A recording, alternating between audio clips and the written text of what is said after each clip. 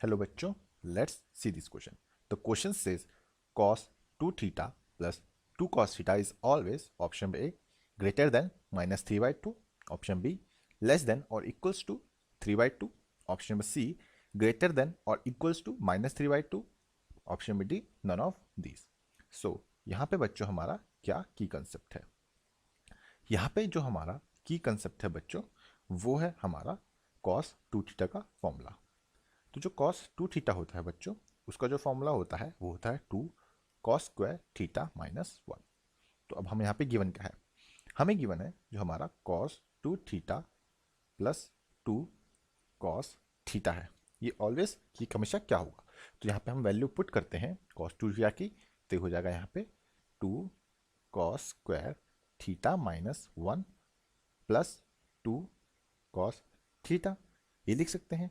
तो अब बच्चों हम क्या करेंगे, हम कोशिश करेंगे कि इसको हम अपने एक आइडेंटिटी जो होती है a प्लस बी के होल स्क्वायर इसमें फॉर्म करें, जो होता है हमारा a square plus b square plus 2ab के फॉर्म में। इसको हम इसमें कोशिश करते हैं कि हम इसको फॉर्म करें। तो ये क्या है हमारा, ये था हमारा 2 cos square theta plus 2 cos theta minus 1। अब बच्चों जो यहाँ पे ये है हमारा, जो हमारा ये 2 cos का थीटा है, इसको मैं लिख सकता हूँ यहाँ पे √2 cos थीटा का होल स्क्वायर, ये मैं लिख सकता हूँ क्योंकि ये ओपन होके यही आएगा। अब मैं इसको देखूँ जो कि है हमारा 2 cos थीटा, इसके अगर मैं देखूँ तो इसमें जो हमारा होता है फॉर्मूले में 2ab होता है, यानी कि एक 2 तो यहाँ पे है और ab यानी कि b जो एक टर्म हमारी ये है √2 cos थीटा। अब इस √2 को हटाने के लिए जो हमारा यहाँ पे cos थीटा क्या गया, इसको हटाने के लिए मैं इसको मल्टीप्लाई करता हूँ 1/√2 से, तो इसके बाद ये क्या आएगा हमारा 2 cos थीटा आएगा। तो यानी कि हमें यहाँ से पता चलता है कि एक हमारी टर्म क्या है, हमारी एक टर्म है 1/√2। तो इसके लिए मैं क्या कर देता हूँ, मैं प्लस कर देता हूँ 1/√2 के को होल स्क्वायर से कर देता हूँ। अब मैंने एक प्लस किया है तो इसको हटाने के लिए मैं यहाँ पे -1/√2 के होल स्क्वायर से कर देता हूँ, इसको माइनस और लास्ट में हमारा -1।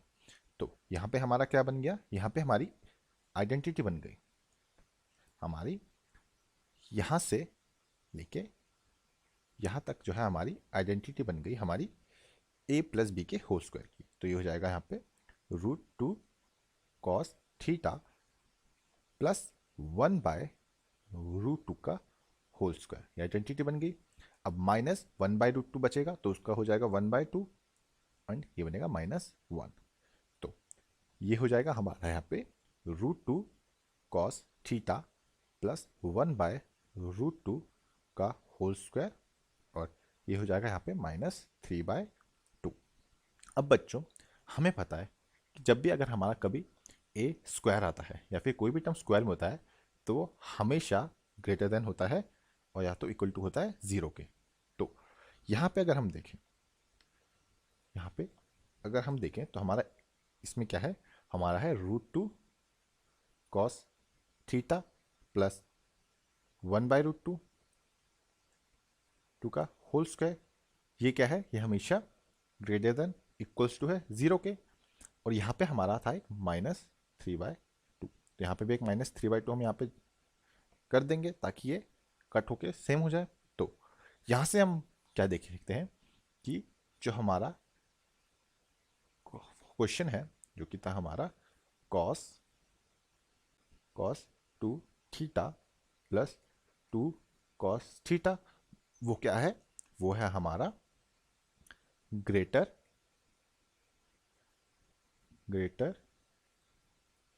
Then and equal to -3/2। और यही बच्चों हमारा यहाँ पे आंसर है and also our option number C is the correct option. और ये आंसर हमने फाइंड किया है बाय यूजिंग आ की concept which is formula of cos 2 theta. Hope बच्चों आपको क्वेश्चन समझ आया होगा एंड बेस्ट ऑफ लक।